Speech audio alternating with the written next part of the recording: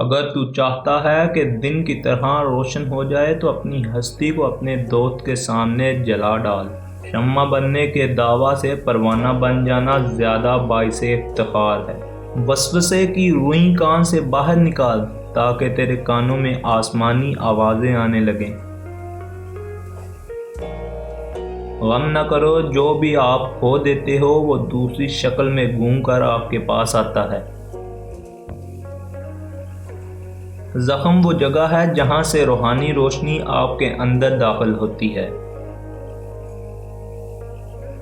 پانی کو ساکن ہونے دیں اور آپ چاند اور ستاروں کو اپنے وجود میں آئینہ دار دیکھیں گے۔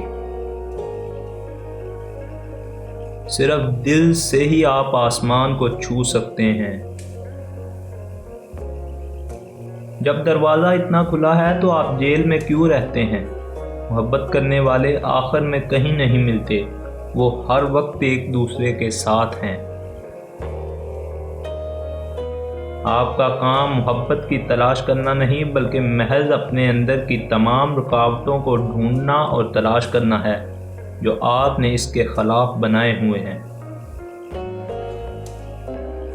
شہوت کے سانپ کو ابتدا ہی میں مار ڈالو ورنہ تیرا یہ سانپ کسی دن اژدہا بن جائے گا۔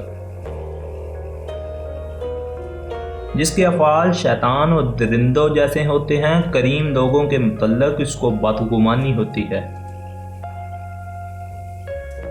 خدا تعالیٰ کے لیے خدمت کر، خلقت کے در سے تجھ کو کچھ نہ ملے گا۔ جب تو کوئی غم دیکھے تو استغفار کر، غم خالق کے حکم سے آتا ہے، تو اپنے کام میں لگا رہ۔